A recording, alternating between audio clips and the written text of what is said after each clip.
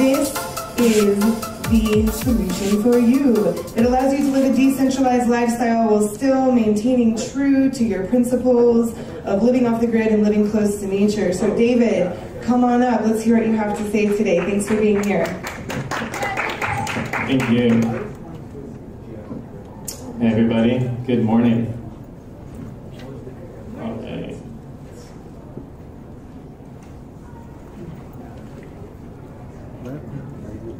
All right, I heard there was an ayahuasca ceremony in this room last night, so it's energetically charged. I just learned that.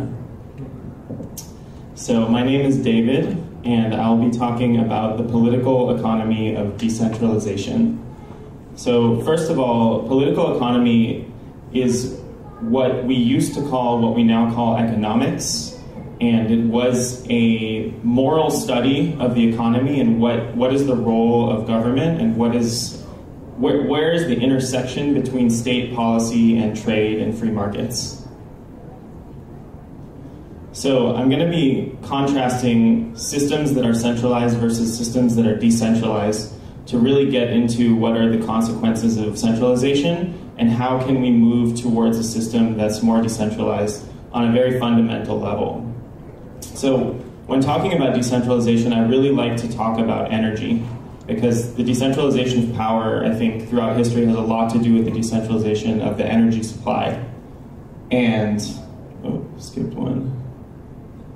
So talking about centralized energy systems, we can look at a few countries around the world where energy systems are controlled by either government power or a large corporation, or they're one and the same.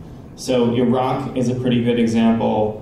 Iran, Libya, Venezuela today, if you guys are following, where Russia as well, where a nation state has been able to take control of a large amount of, let's say, oil in this case, and use those resources to consolidate power to eliminate political opponents.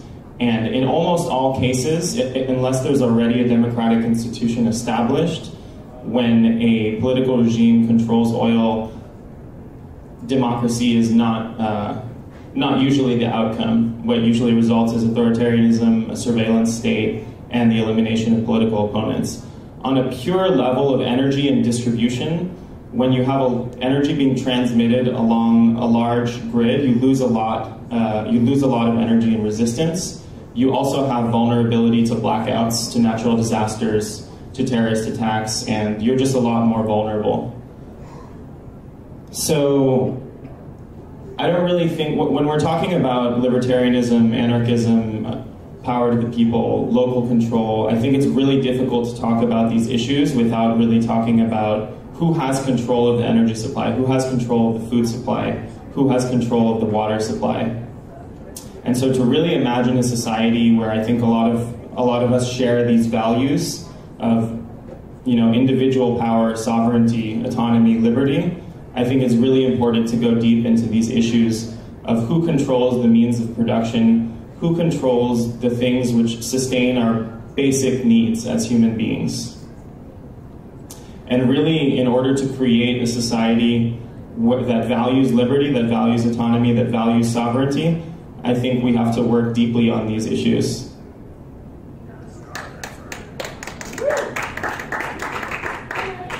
So I'll go one by one and really get into what this might look like if we can expand and imagine what things could be like in a future where the political economy is decentralized. So first, looking at food, local systems, local farmer networks, food produced on site as much as possible, and looking not just at food production, but at the waste streams. So like, what are the inputs of a food supply? We're talking about fertilizers, seeds, labor, etc. And how can we source as many of those inputs either from our neighbors or from our own waste streams? So like, for example, there are many food scraps, kitchen scraps coming out of this hotel right now that we're generating. I don't know what happens to them, but I'm pretty sure they're not composted and put back into the local food supply. And at the same time, there are probably farmers giving money to large chemical agriculture corporations to source their chemical fertilizers. So how do we create systems that are more closed loop, that are more efficient, and that are really preventing the leakage of resources to outside actors that are probably not aligned with our values, whether they're government or corporate, and often I think those lines are difficult to really say that they're different because there's a lot of collusion. So next we'll move on to building. So looking at ancient indigenous and local techniques around the world, how to build using earth and natural materials. The same concept of recycling and upcycling waste materials. There's a really interesting material called hempcrete, which is basically compressed fiber of hemp, which in some studies is shown to be as strong as concrete. And this, like industrial hemp fiber, can be a waste product of certain industrial production streams. So again, looking at where we can take materials that are already going through the production cycle and might be waste, and where to source locally. And then designing buildings in ways like passive solar and insulation so that there are, again, less inputs needed from the outside. And in all of these cases, I'm getting at something which is called permaculture design. Are anyone familiar with permaculture design? Okay, so it's basically like how do we design a culture that's permanent, right? A permanent culture that can sustain humans indefinitely and ideally produce more and more of our basic needs each year, and really like design the system so that there's less and less outside inputs and more inputs that are being generated from the system itself. So again, waste through everything. There's an interesting field called industrial ecology, which is the design of factories and industrial production systems in a way where the waste stream or output of one factory is the input of another factory. And so you can imagine like a factory that produces a lot of heat as waste, and then another industrial production system that needs heat to start the system going. With energy, we've already spoken a little bit about. I know there's a lot of blockchain fans out there, so what I'm really excited about are projects like Power Ledger and projects that are laying the framework for distributed renewable energy grids, like microgrids, that people are incentivized to participate in by adding energy to the grid, like producing your own energy, adding it to the grid and either selling it back to the grid and earning dollars, or in some cases earning cryptocurrency that you can either sell or pay for energy, etc. And so really looking at a future where we're producing our own energy and selling it to each other. And these kinds of microgrids are much more resilient to natural disasters. And there are some cases around the world where a government will shut down the energy grid of an entire country for one reason or another. And so it becomes much harder for them to do that if we actually are in control of our own energy systems. And lastly, water. So looking at where does our water come from, which is in this day and age, it's not that easy to answer, but there are many ways that we can collect water from the sky, that using permaculture design, you can shape a landscape and collect water and retain it in the ground. And then also looking at, again, the waste stream. So where does water go after you take a shower or after the dishes are washed? And looking at how we can use those waste streams and put it into secondary uses like agriculture, for example.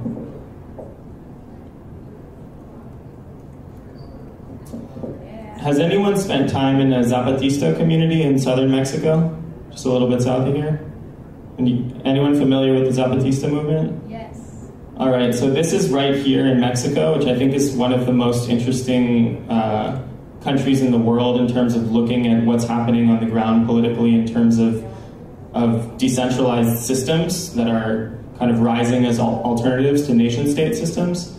And this is more of a, I would say, left anarchist movement combined with native indigenous culture that's been around for thousands of years, much before the Mexican and Spanish governments were here. So the Zapatistas are present mainly in Chiapas and Oaxaca, and it's essentially indigenous tribes that organize together in resistance against international mining companies, the Mexican military coming in, and basically taking resources, mining, but also timber, forestry, etc., and water as well. So everything, right? So the way that the Zapatista system works is a system called caracoles, which means snail. And let's say you have a system of 8 villages. So you have 8 villages, and each one chooses a representative. Like, let's say there's an issue, and there's the Mexican military coming in with a forestry company to, take down a certain forest that's like been used for thousands of years as a collective area where the locals are taking their wood and etc. And so the 8 villages send messengers, and they all come and talk to each other. And these aren't like people that make decisions, they're messengers, right? So they all go and meet, and all the 8 people, they talk about it, and they're like, what should we do? And they come up with a plan, and there's some kind of consensus. And then they take that plan back to their villages, and each messenger speaks about what they thought was the best idea. And then each village, in a very direct democracy way, votes, like the whole village votes on whether or not to accept that proposal. And let's say 5 villages accept it and 3 reject it. And so you have a system where voluntarily those 5 villages are coming together and collaborating on doing something, right? Something passed. But the other 3 are not forced into doing that. So this is kind of like a network democracy where the power flows up from the bottom, and it's like flipping the hierarchy. Like you have a pyramid and you flip it so that the decisions are actually made and implemented at the bottom. And it's one of the closest systems I've seen functioning today that's really like properly decentralized, where the power is really at the village level and at the individual level.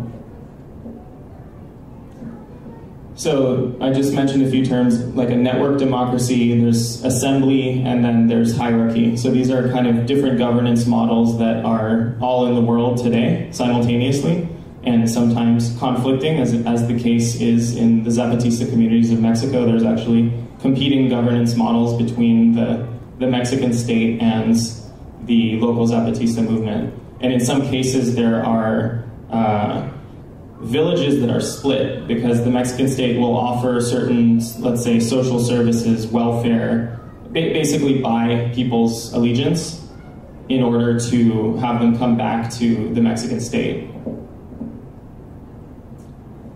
So I'm going to talk a little bit about the trends that I'm seeing in technology today and in industry, and just compare the 20th century versus the 21st century. So the 20th century was marked by one-to-many technologies, where there's one source going out to many, and the 21st century, I believe, will be marked by many-to-many or peer-to-peer technologies. So I'll start with the example of communications.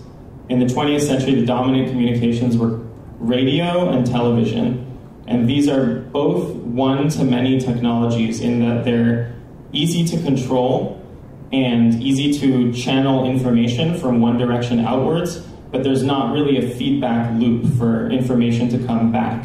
And so radio and television were really favoring the centralization of power.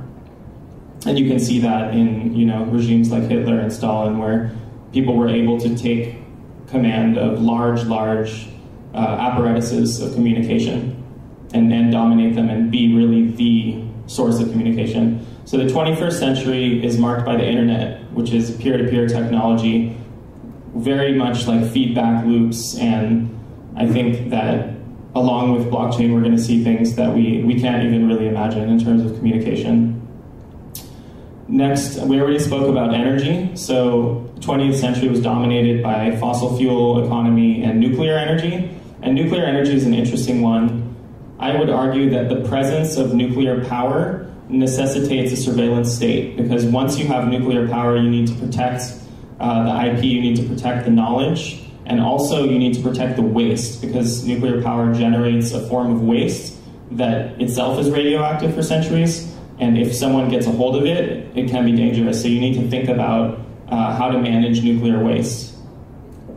In terms of factories and industries, the 20th century was dominated by vertical integration and factory production. Again, centralized constellations that favor centralization. The 21st century, I think, will be marked by distributed production, a term that I've heard recently, prosumer, producer, consumer, 3D printing, maker spaces, and really hobbyists being able to start producing their own designs, sharing these designs, the open source hardware movement, etc. And last, of course, finance. So the 20th century, as we've been talking about, banks, national currencies, government currencies, private equity, investment banking, etc. I think the 21st century will be marked by public blockchain networks and decentralized cryptocurrencies running on top of those networks, as well as different forms of crowdfunding, whether it's using cryptocurrencies or other technologies like Kickstarter, equity crowdfunding, etc., but really the democratization of finance. So now I'll talk a little bit about consciousness, because we're in AnarchAwaken, and I don't want to make this just a dry political economy lecture.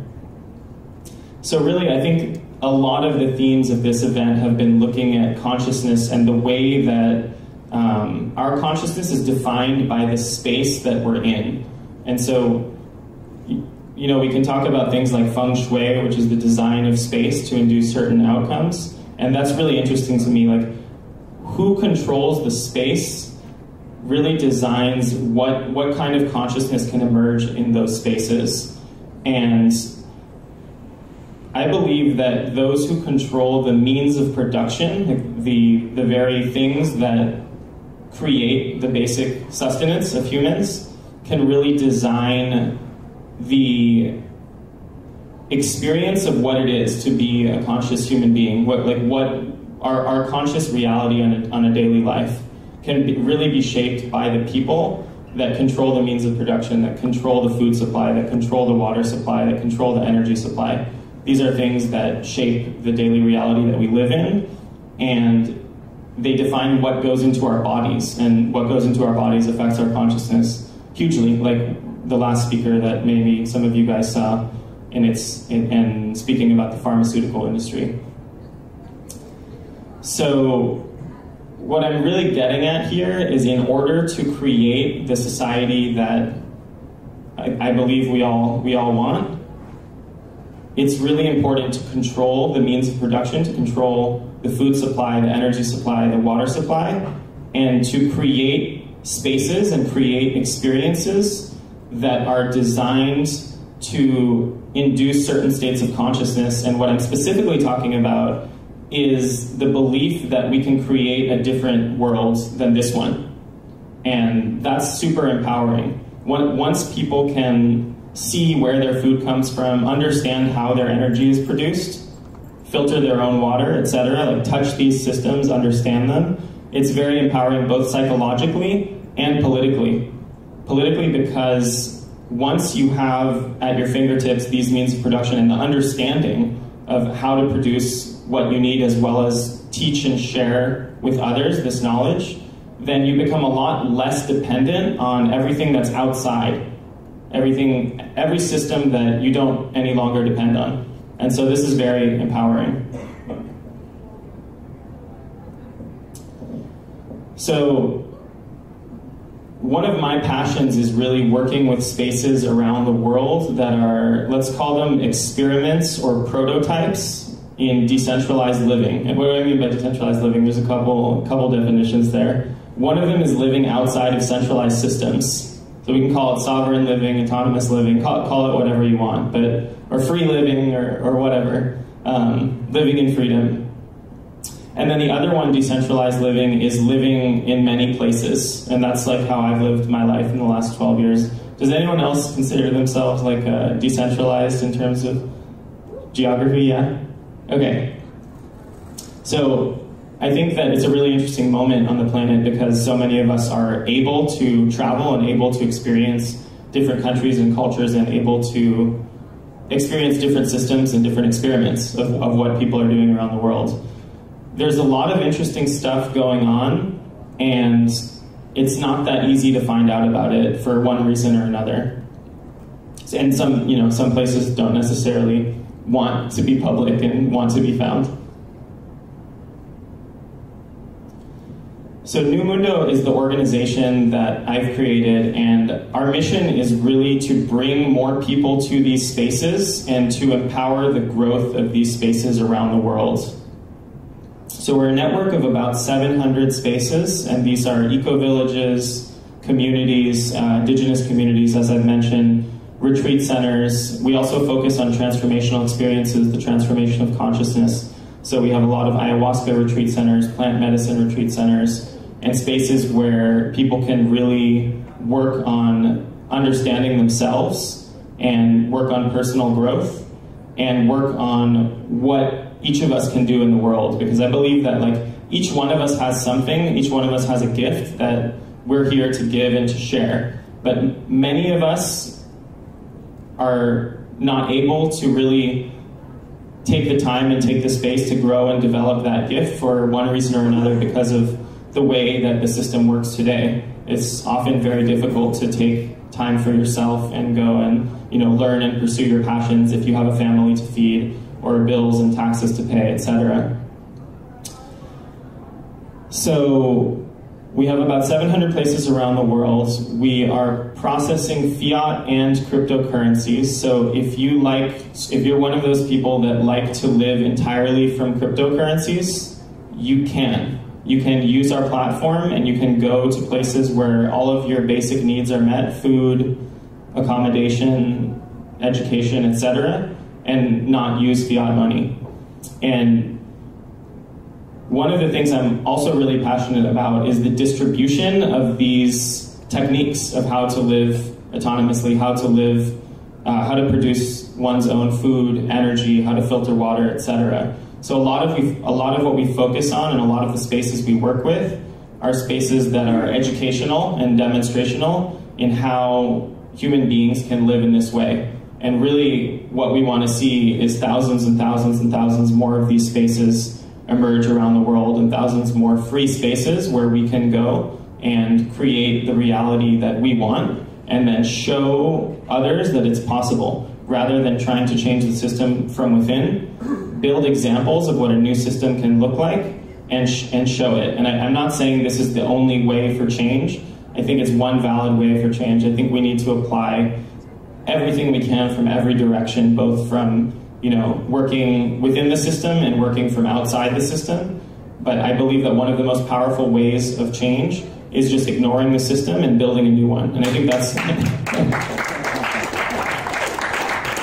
and that's one thing that's really inspired me from the blockchain technology movement. And I've taken a pretty deep dive in the last 2 or 3 years into blockchain because I'm so inspired by the people I meet, and not what the technology can do today, but what the potential of the technology is in the future, and the incredible people working in the space. So I'll go a little bit into what we call an impact center, or a center of impact. So these are very broadly defined spaces around the world. They're generally, although not always, rural. We do work with some urban spaces, but it's much more difficult to create your own reality, produce your own energy and food, and kind of redefine those systems in an already designed urban environment with 7 levels of plumbing and electricity and whatever else is under the ground. So we work with a lot of spaces outside of cities where it's much more free and much more flexible. We focus on Latin America, so we're global, we're in over 100 countries, but our biggest presence is here in Latin America and especially Central and South America. And I'll talk about one center just to give you guys a really clear example. So the one I'll talk about is Pueblos Mancomunados. It's in Oaxaca, right here in Mexico. It is a pretty large space. It's a few thousand acres, which is much bigger than most of the spaces we work with. And we actually brought a group of social enterprise students down there a couple years ago from the University of Southern California. These are some photos.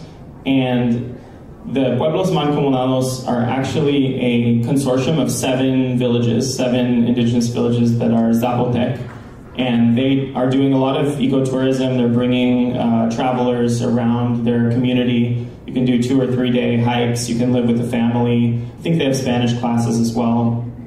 And it's super interesting on a number of levels because they are producing a lot of their own food. They are pretty much water self-sufficient as well.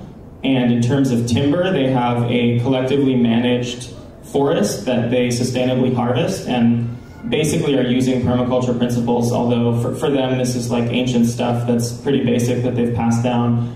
And they've really been able to keep out both the Spanish colonial and the Mexican state and are relatively autonomous today, both in terms of what they produce and in terms of how they make decisions politically. There's no state or federal presence inside of their territory, which is super impressive. You know, there's not that many places on Earth today where you can go into a space that works perfectly well. It's a perfectly good example of a system that functions without any state or federal presence.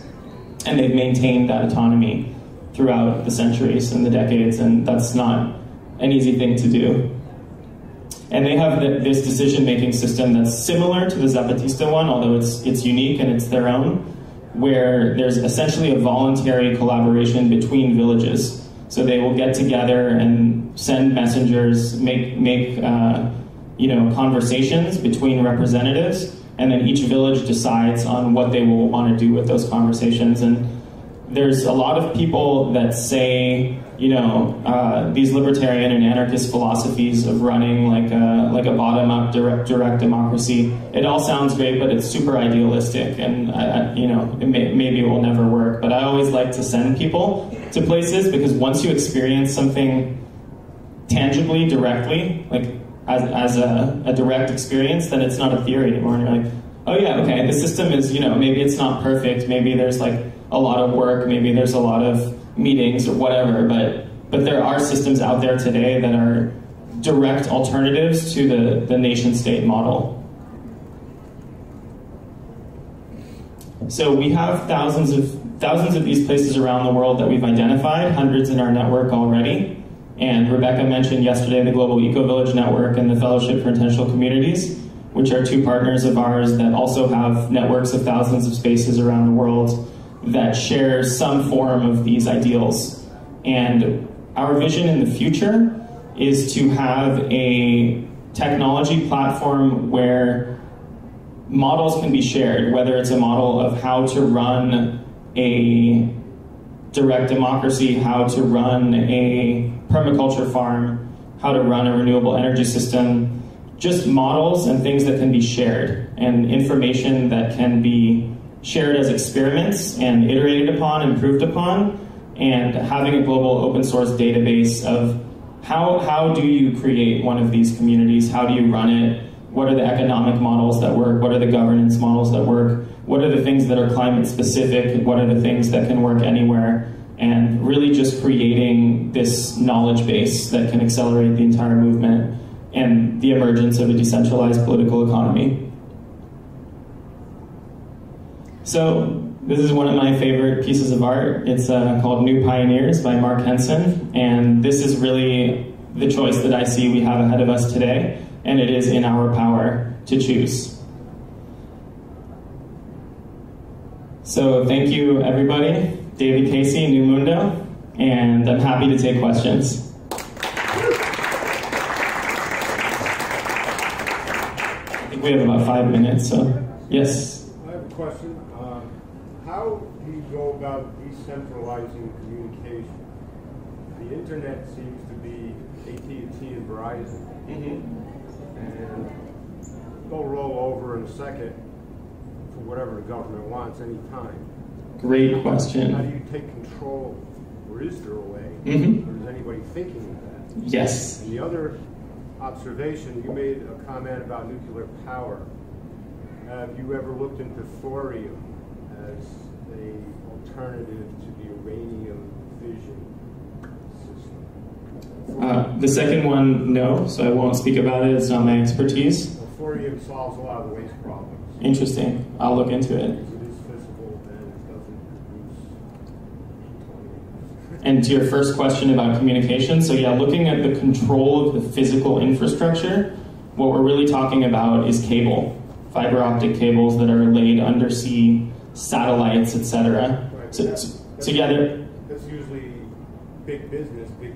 Correct, yeah. So the interesting thing about these blockchain networks and ICOs is some of them have raised $50 million plus and have enough capital to create things that beforehand were just accessible by governments and really large corporations. So I do believe that there are people right now, and I'm not going to say too much more, but yes, there are ways to retake control of the infrastructure of communications, which right now are in control of a few large players. And again, what we're talking about is cables that go undersea that are running large amounts of data, and that's a big thing. So there's one component that's mesh networks, and then there's another component that's cables, and then there's another component that's satellites. And there's one more thing I really like to talk about. That's this is more on energy than information.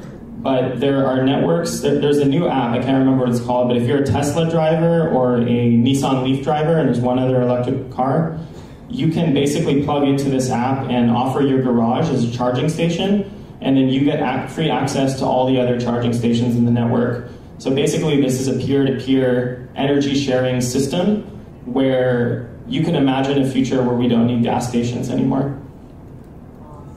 Was there a question over here? Yes? I was just curious if you see an upswing in these types of communities being developed in the United States? Great question. So I do see a lot of people starting them. And like startups, these are different than startups because they're a whole different beast involving land and people buying land with you, which kind of means you're marrying them.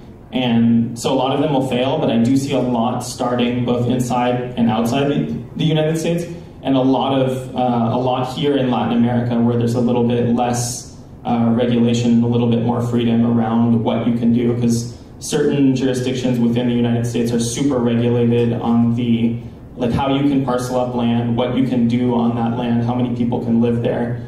So there's a lot of regulation that is intentionally or unintentionally designed to make it really difficult for these things to happen, whereas in Latin America that's not so much the case.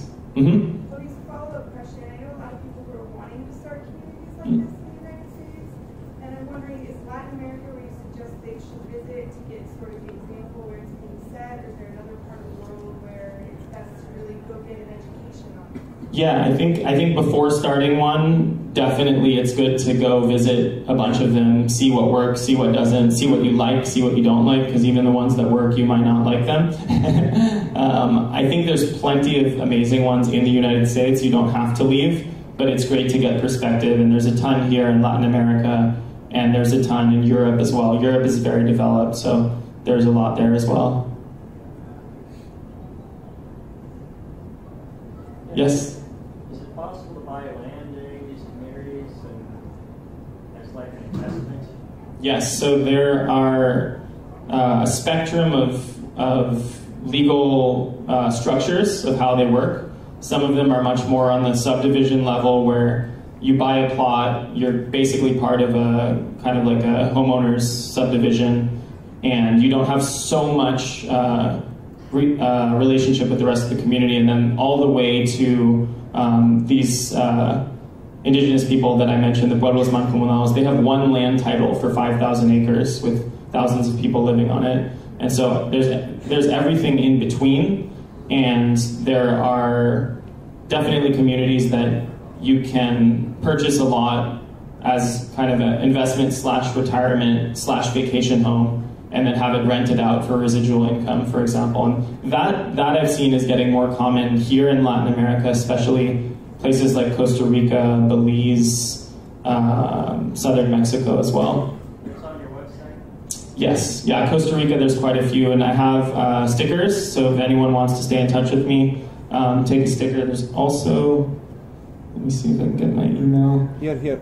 Anyway, yeah, so yeah, please come talk to me, and I'll happily suggest you some spots to check out. Will you mention your event? What? Will you mention your event? The Guatemala? The annual, Yeah, so as a hobby, I produce large-scale transformational experiences. So The main one I produce is called the Cosmic Convergence, and that's a New Year's event in Lake Atitlan, Guatemala. It's also in a village. It's a mix between, has anyone been to Burning Man? All right, so it's a mix of like Burning Man, all the stuff that I'm into, like blockchain and yoga and plant medicine and indigenous culture, and a lot of the content that's happening in this room. And it takes place, and this isn't like really advertised so much, but it takes place in an autonomous indigenous village in Guatemala, a 50,000 person village that has a treaty with the army that they're not allowed to enter. And so I love bringing people into these spaces where they can have a direct experience of living or staying within a space that is locally governed and autonomous. And that's part of what we're doing, is supporting that community and supporting what it does and sharing their culture. Love it. Thank you.